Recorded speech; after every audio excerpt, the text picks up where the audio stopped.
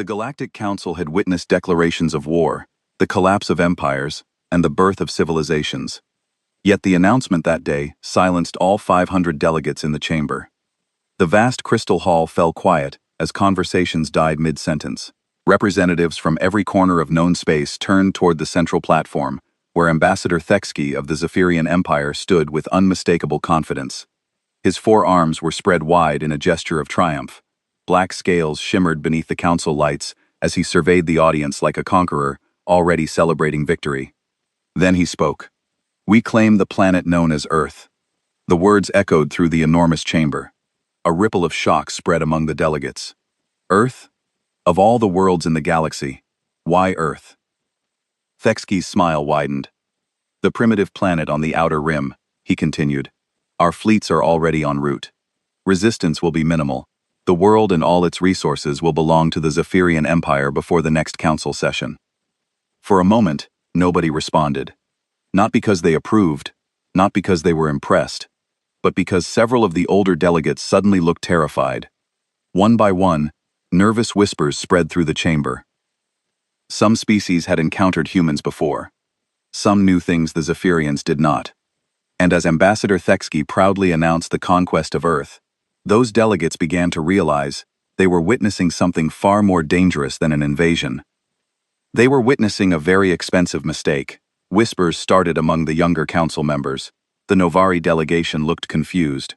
The crystal beings of Zenthara sparkled with interest, but the older races said nothing. They just stared at the Zephyrian ambassador. Ambassador Kethar of the Altarian Republic stood up slowly. His blue skin had turned pale. "You cannot do this," he said. His voice was quiet but firm. Dexkai laughed. The sound was harsh and cold. "Why? Because you want that backwater world for yourself. The humans barely have spaceflight.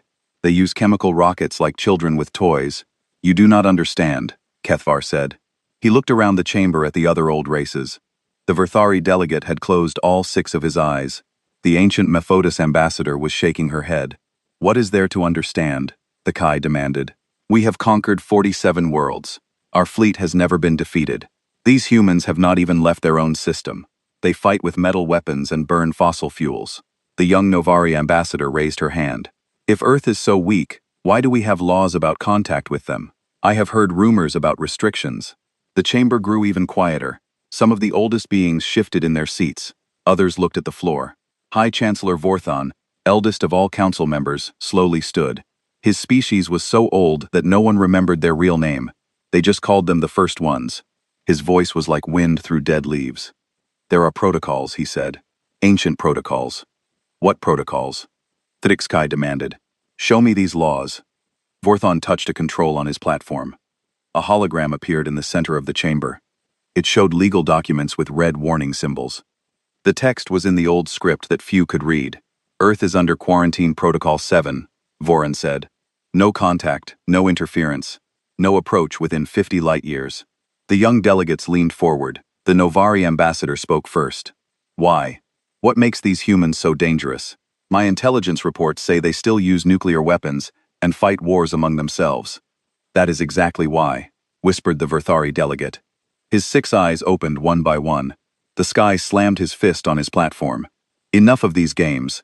You are all afraid because you want Earth for yourselves. The humans are nothing.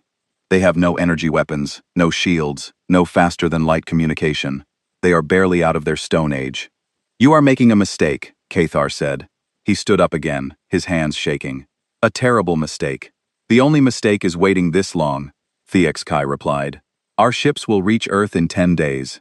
The humans will surrender or be destroyed. Then we will mine their world for resources and use their people as workers." An old being in the back of the chamber made a sound like crying. It was Ambassador Nethra of the Silurans. Her people had been space travelers for 3,000 years. "I was there," she said. Her voice was barely a whisper. "I was there during the Terran incident." The chamber went completely silent. Even the air recycling system seemed quieter. "What incident?" asked a young delegate. But the old beings would not explain. Voron touched his controls again. Red symbols appeared over the hologram. "All records of the Terran incident are classified," he announced. "Level Black classification. Only species over 1,000 years old may access them." The Kai laughed again. You think I am afraid of your stories, your legends. The Zephyrian Empire fears nothing in this galaxy. Then you are fools, said Ambassador Nethra. Tears ran down her ancient face. We tried to warn the Korax slavers 300 years ago. They did not listen either. What happened to the Korfak? Asked the Novari ambassador. Silence. Where are the Korfak now? She asked again. Gone, said Vorthan. Their empire, their worlds, their people, all gone. The sky's scales rippled with anger. You think these primitive humans destroyed an entire empire? Impossible. The humans do not even have proper spaceships. Believe what you want, Kethar said. He sat down heavily. We have tried to warn you. Your warnings mean nothing, Thexkai said. In 10 days, Earth will belong to the Zephyrian Empire. We will show you how real warriors fight. He turned and walked out of the chamber. The massive doors closed behind him with a sound like thunder. For a long moment, nobody spoke. Then quiet conversations started among the younger races. They asked questions, but the older beings would not answer. High Chancellor Voron activated the emergency communication system. His message went to every major world in the galaxy. Attention all council species, he announced. Emergency evacuation protocols are now active. All civilian ships should leave the sectors near Earth. Military fleets should prepare for possible refugee assistance. The young delegates looked confused. Refugees from where? Asked the Novari ambassador. From everywhere within a 100 light-years of Earth, Vorthan said. But why? The old beings started leaving the chamber. As Ambassador Nethra walked past the younger delegates, one of them grabbed her arm. Please, the young being said, tell us what happened. What is the Terran incident? Nethra stopped. She looked at the young face full of curiosity and fear. One human ship, she whispered. One damaged human ship, with 37 crew members. They fought off a Korax raider fleet of 200 vessels. When we arrived to investigate, we found the human ship floating in space, damaged, beyond repair, but still functioning. How is that possible? The humans had turned their ship into a weapon. They used everything they could find, metal pipes, chemical explosives, even their own bodies as projectiles. They never stopped fighting, never surrendered. Even when their ship was breaking apart, they kept attacking. The young delegate's eyes grew wide. But that was just one ship, Nethra continued. One ship far from their home. Now the Zephyrians are attacking their homeworld, their families, their children. She pulled free and walked toward the exit. May whatever gods exist have mercy on the Zephyrians, she said, because the humans will not. The chamber emptied quickly after that. Emergency lights began flashing as the evacuation protocols activated across the galaxy. Admiral Vexthul stood on the bridge of his flagship, the Shadow Strike. Through the massive viewing window, he could see the yellow star that the humans called Sul around him. 400 Zephyrian warships moved in perfect formation. It was the largest fleet the Empire had ever assembled. Report, he commanded. Captain Zithra checked her instruments. We are at the edge of the human system, sir. Sensors show 9 planets. The 3rd planet is their home world. Any defenses? Vexthul asked. None that we can detect, sir. No orbital stations, no defense platforms. No military ships in space. Vexthul's 4 arms crossed over his chest. Scan the planet itself. Scanning now, sir. Zuthra's claws clicked on her control panel. The planet shows signs of primitive technology. Radio signals, basic energy generation, some artificial satellites. But they appear to be for communication only. How many humans? Approximately 8 billion, sir. Spread across 7 large landmasses. Vexthul laughed. 8 billion primitives with no space defenses. This will be the easiest conquest in Imperial history. His communication officer looked up. Sir, we are receiving a transmission from the human world. Put it through. The voice that came through the speakers was speaking in broken galactic common. The translator struggled to make sense of the primitive language. Unknown ships. This is Earth Defense Command. We request peaceful contact. Please respond with your intentions. Vexthul's scales rippled with amusement. Earth Defense Command. They call their pathetic radio operators a defense command. The bridge crew laughed. These humans were even weaker than they had expected. Open a channel, Vexthul ordered. This is Admiral Vexthul of the Zephyrian Empire.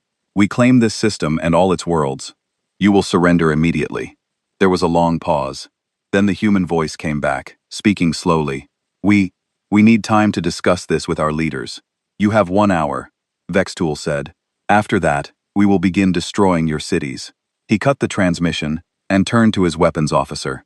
Prepare the bombardment cannons. Target their largest population centers. Meanwhile, In the Galaxy Council chambers, emergency meetings were happening around the clock. The great crystal screens showed the Zephyrin fleet positions. Every council member watched with growing fear. "They have not moved from the system edge," reported the Novari observer. "They seem to be waiting." "Of course they are waiting," said Ambassador Nethra.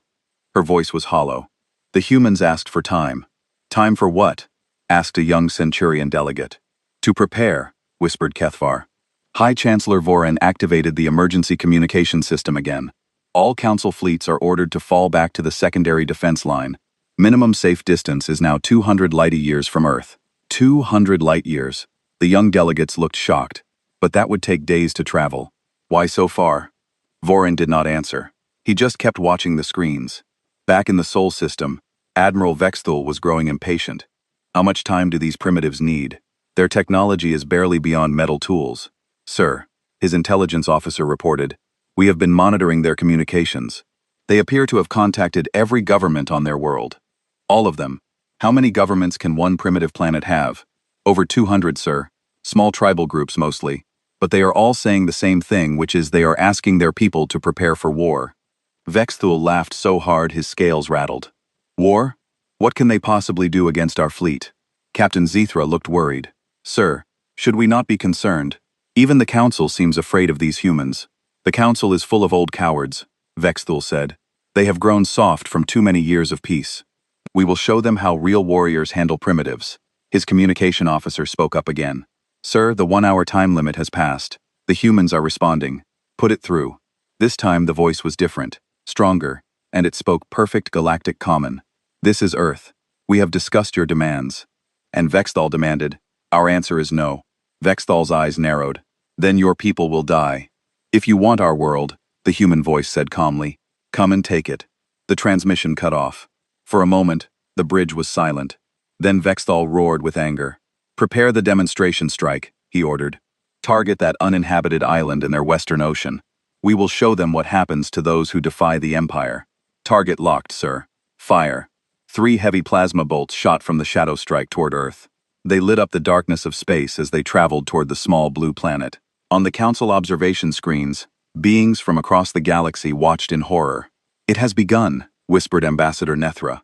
The plasma bolts reached Earth's atmosphere and streaked toward their target. But just before impact, something unexpected happened. The island lit up with defensive fire. Beams of energy shot up from the surface. Not the primitive lasers they had expected, but advanced particle weapons, the kind that were restricted by Galaxy Council treaties. 2 of the plasma bolts were destroyed in mid-air. The third hit the island, but instead of causing devastation, it struck some kind of energy shield. "Impossible," Vexthul breathed. "Sir," his weapons officer reported, "the island was not uninhabited. It appears to be some kind of military installation, but our sensors showed nothing. They must have been using stealth technology, sir." Vexthul stared at the tactical display. The island was now fully visible on sensors. It was covered in weapon platforms and shield generators, technology that these primitive humans should not have possessed. "How many more installations like this exist?" he asked. "Unknown, sir. If they can hide one, they can hide others." Before Vexthul could respond, his communication officer shouted an alarm. "Sir, multiple contacts appearing throughout the system." "Explain." "Ships, sir. Human ships. Hundreds of them. They are just appearing on the tactical display." Red dots began flashing into existence. First dozens, then hundreds, then thousands. They appeared around asteroids behind moons, even in the empty space where sensors had shown nothing before. "Stealth fields," Zethra whispered. "They have been here all along." Vexthal watched as the human ships moved into attack formation. They were not the primitive chemical rockets his intelligence had reported. These were real warships with advanced engines and weapon systems. "How is this possible?" he demanded. His intelligence officer was frantically checking her data. "Sir, all our information about human technology appears to have been wrong." "Wrong how?" "They do not just have space flight, sir. They have had it for decades. These ships, some of them look older than our own designs." Admiral Vexthul stared at the tactical display. What should have been an easy conquest was becoming something else entirely. "Sir," his communication officer said quietly, "we are receiving another transmission from the humans. Put it through." The voice was the same calm tone as before. "Admiral Vexthul, you attacked our world. You threatened our people. You have made your choice. What do you want?" Vexthul asked. Surrender now, or face the consequences. Vexthul's anger returned. We outnumber you 4-1. Numbers are not everything, the human replied. Last chance, Admiral. Vexthul cut the transmission and turned to his fleet commanders. All ships, attack formation. Prepare for battle. We will show these upstart primitives the power of the Zephyrian Empire. In the council chambers, the observers watched as both fleets began moving toward each other. May the universe forgive us, High Chancellor Vorthon said quietly, for what we are about to witness. The first human ship to respond was smaller than Admiral Vexthul had expected. It moved differently too, not in the straight lines that military ships usually followed. It twisted and turned through space like a living thing. Single human vessel approaching, Captain Zathra reported. It appears to be some kind of patrol ship. Destroy it, Vexthul ordered. Show them what happens to those who challenge us. 3 Zephyrian destroyers turned toward the human ship, their plasma cannons charged with deadly energy. But before they could fire, the human ship did something no one expected. It split apart. What had looked like one ship was actually 5 smaller vessels flying in tight formation. They scattered in different directions, moving faster than any ship their size should have been able to move. Impossible, Vexthul said. Those are fighters, not a single ship. Sir, they are too small to have faster-than-light engines, his engineering officer reported. How did they get here? Before anyone could answer, the human fighters attacked. But they did not use energy weapons like civilized races. Instead, they fired physical projectiles. Metal slugs accelerated to incredible speeds. The slugs punched through Zephyrian shields like they were not there. One destroyer's armor cracked. Another lost its main engines. The third ship spun out of control, its bridge destroyed. How are they penetrating our shields? Vexthul demanded. The projectiles are too small for our shields to detect, sir, his tactical officer explained. Our defenses are designed to stop energy weapons and large missiles, then adapt the shield frequency. We are trying, sir, but they keep changing their attack pattern. More human ships were approaching now. They came from all directions, not in neat battle lines like proper military formations.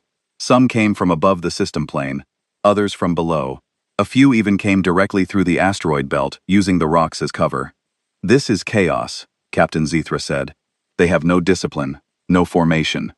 Maybe that is the point, Vexthul muttered. His communication officer looked up. Sir, we are receiving multiple transmissions from the human ships. Put them through. What came through the speakers was not military communication. It was music. Loud, aggressive music with words that the translator could barely understand. Mixed with the music were voices shouting things like, for Earth, and come get some. Turn that noise off, Vexthul ordered. But before they could, one of the human voices came through clearly. Hey, Admiral, you picked the wrong planet to mess with.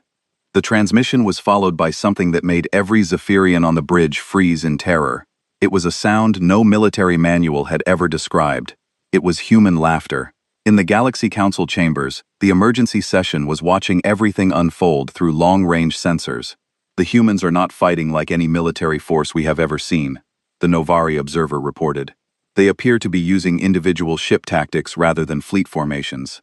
That is because they are not a military force, Ambassador Nethra said quietly. Not in the way we understand it. What do you mean? Look at their ship signatures, she said. Those are not all military vessels. Some are cargo ships. Others are private spacecraft, even civilian vehicles. High Chancellor Voran leaned forward in his seat. They armed their civilian population. Every human who could fly a ship has joined the fight, Kaithvar added. This is not a military defense. This is an entire species defending their home. Back in the battle, Admiral Vexthul was discovering just how different human warfare could be. A group of human cargo ships had formed a line between his fleet and Earth. They were not trying to fight his warships directly. Instead, they were launching small objects into space. What are those things? He asked. His science officer ran a scan. They appear to be mines, sir, but not energy mines. They are filled with metal fragments and chemical explosives. Primitive weapons. Yes, sir, but there are thousands of them. The mines spread out in a cloud between the two fleets. Some were tiny, barely larger than a person's fist. Others were the size of shuttlecraft. All of them were invisible to Zephyrian sensors until they exploded. The first explosion caught a Zephyrian cruiser by surprise. The blast itself was small, but the metal fragments ripped through the ship's hull like a storm of bullets. Emergency lights flashed as the ship lost atmosphere.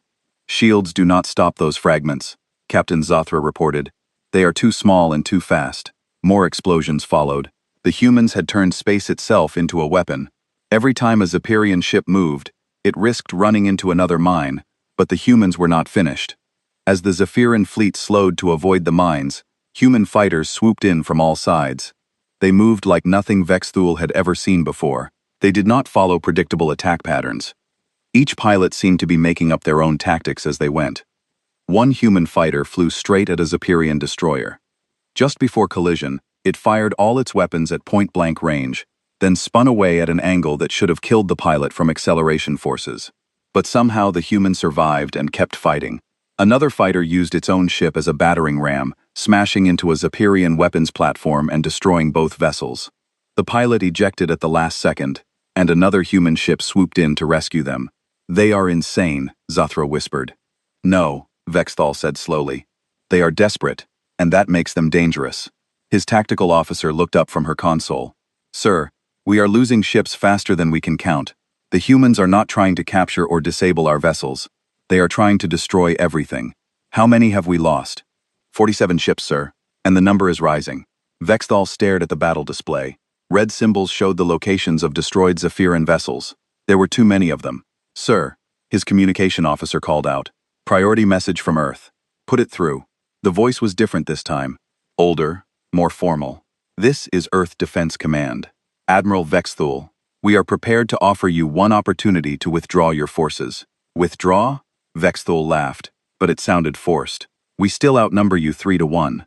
Numbers mean nothing when you do not understand your enemy," the voice replied. "You have seen only a small sample of our capabilities. What are you talking about? The ships you are fighting are volunteers, Admiral. Civilians who chose to defend their home. Our actual military has not yet joined the battle." Vexthul felt a chill run through his scales. "Impossible. Look at your long-range sensors, Admiral. Look toward the outer planets." Vexthul turned to his science officer.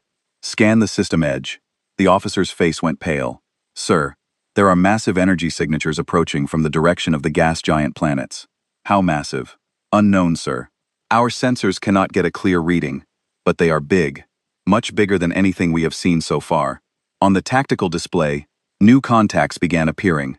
These were not small fighters or converted civilian ships. These were true warships built for destruction, and there were hundreds of them. "This is impossible," Vexthal said. "Our intelligence report said the humans barely had space flight." The voice from Earth came through the speakers again. "Your intelligence was wrong about many things, Admiral. We have been watching the galaxy for longer than you know. We have seen what happens to worlds that catch the attention of aggressive species. So you hid. We prepared." More human ships were appearing on sensors, not just from the outer planets, but from everywhere in the system. They had been hiding behind asteroids, inside planetary rings, even on the surfaces of moons. "How long have you been planning this?" Vexthul asked. "Since the day we learned we were not alone in the universe," the voice replied. "We knew that someday someone would come to take our world. We decided to be ready." Captain Zuthra looked at the tactical display with growing horror. "Sir, we are surrounded. All ships, fall back to defensive positions," Vexthul ordered. But even as he said it, he knew it was too late. The human ships were moving to encircle the Zaharian fleet, not in neat formations, but like hunters surrounding prey. And at the center of it all, Earth hung in space like a blue jewel, defended by its children. For the first time in his career, Admiral Vexthul wondered if he had made a terrible mistake. Admiral Vexthul gave the order to attack with everything they had. 400 Zappian warships opened fire at once. The space around Earth lit up like a star, as thousands of plasma bolts streamed toward the human fleet.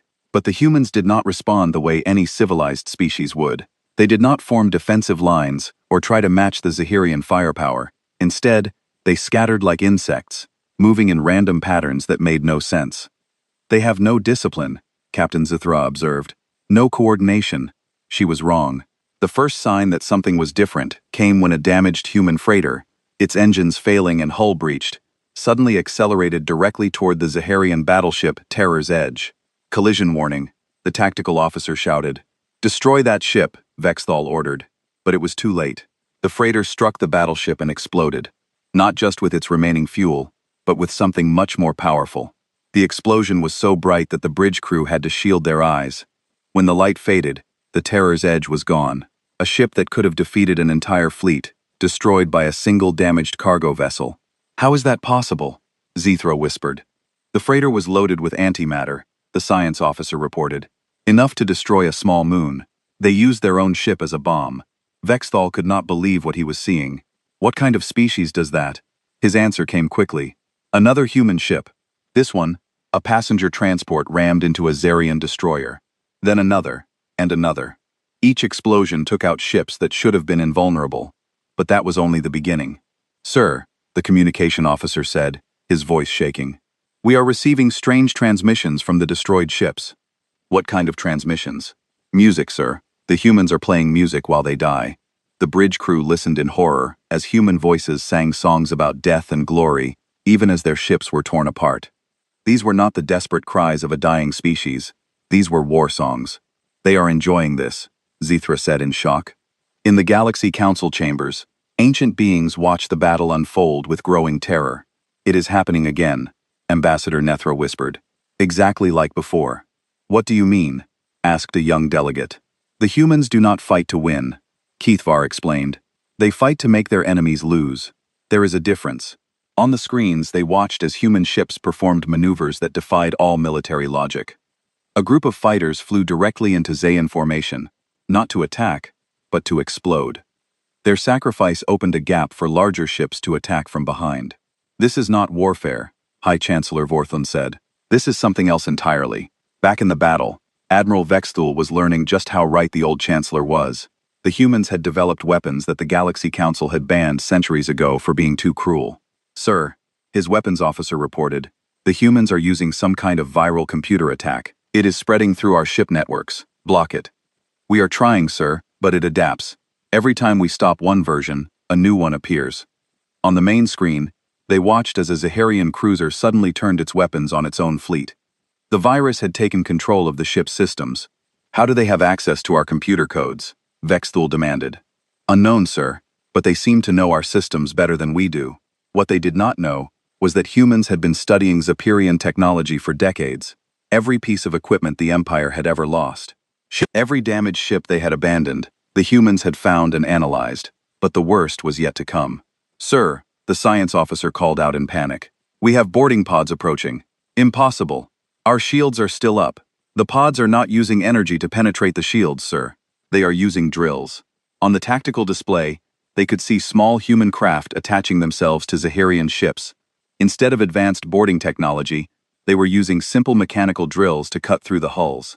Send security teams to repel boarders, Vexthal ordered. But when the security teams reached the breach points, they found something that would give them nightmares for the rest of their lives. The humans who came through those holes were not wearing advanced armor or carrying energy weapons.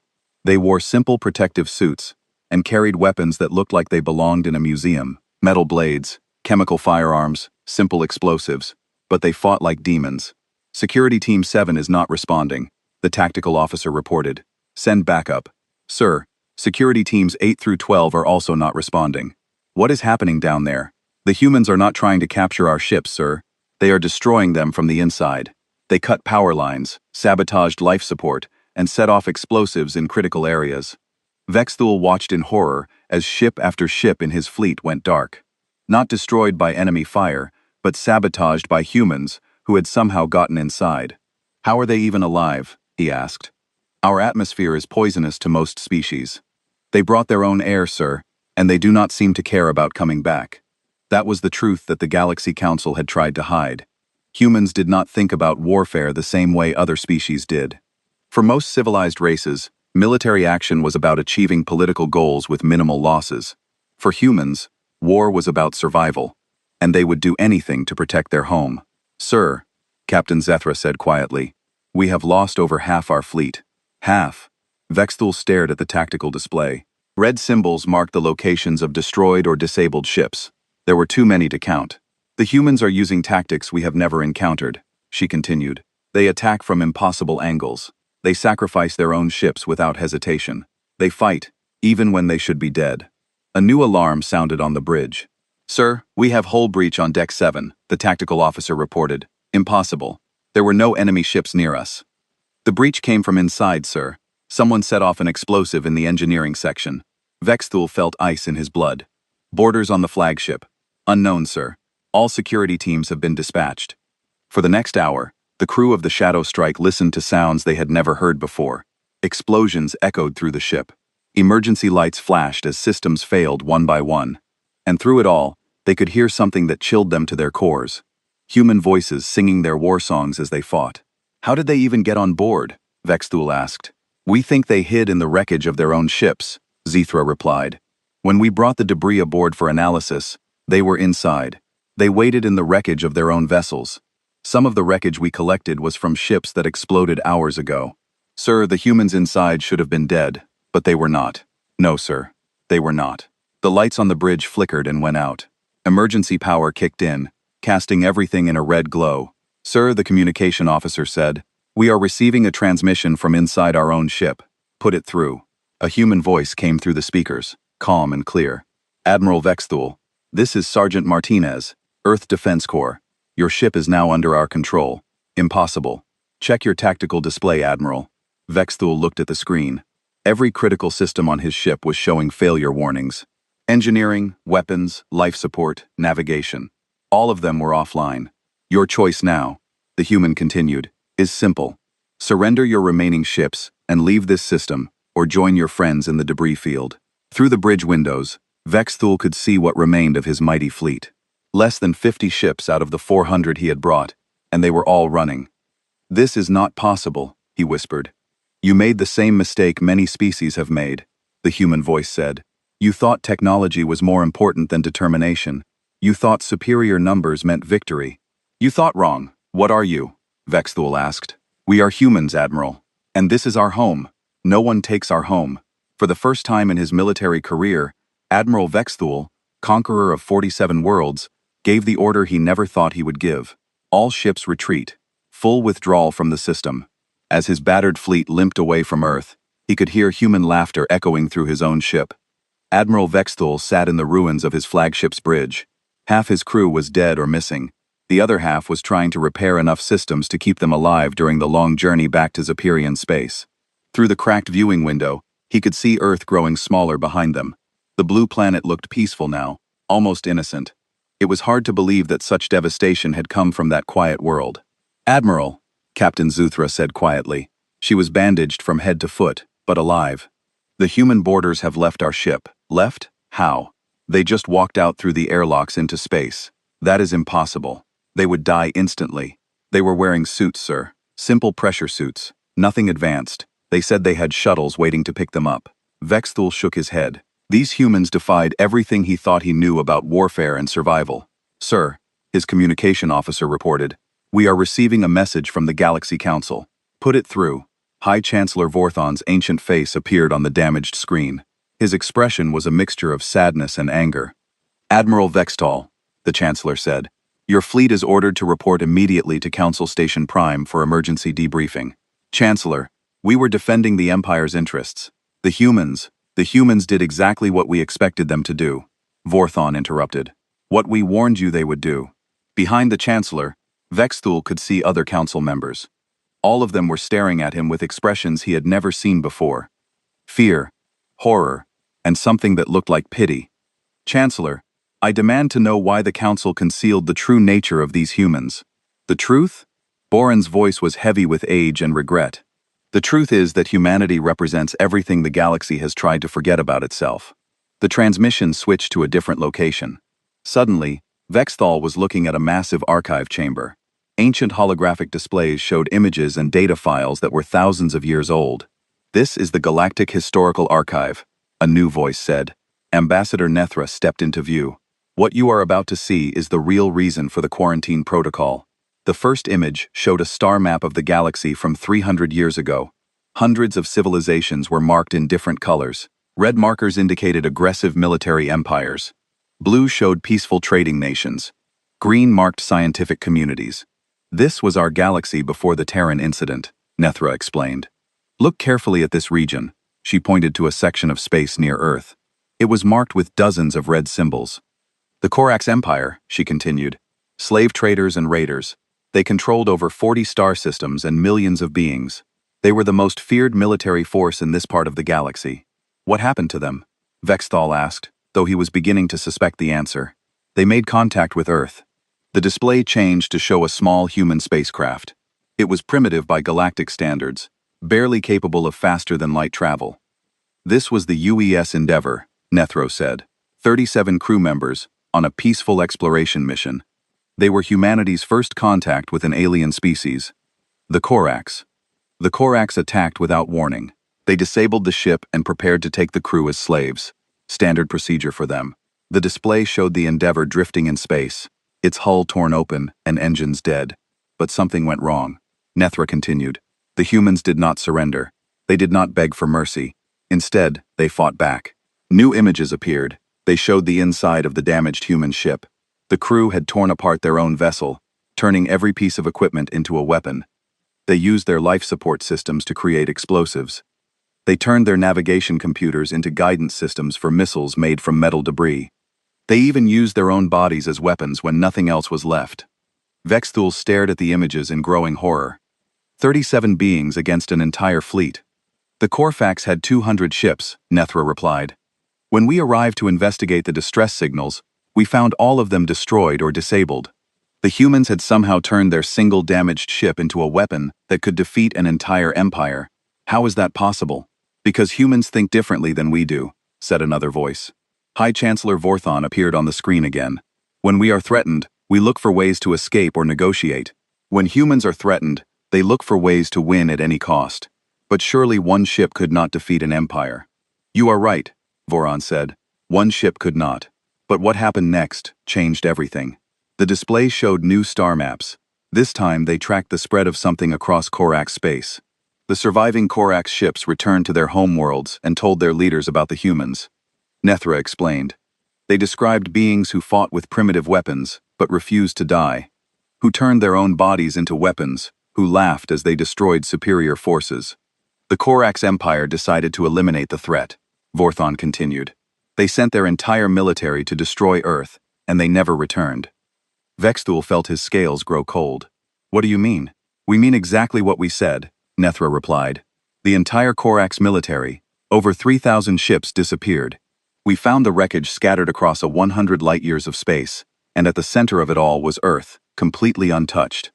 That is impossible. Impossible, but true. The humans had somehow defeated a force 10 times larger than anything they should have been able to handle. How? We do not know, Voron admitted. We never asked, because by then, we realized what we were dealing with. The display changed again. This time it showed current images of Earth. Cities covering the continents, space elevators reaching into orbit, massive industrial complexes on the moon. This is what the humans have built in 300 years, Nethra said. While we thought they were primitive and weak, they were actually preparing. Preparing for what?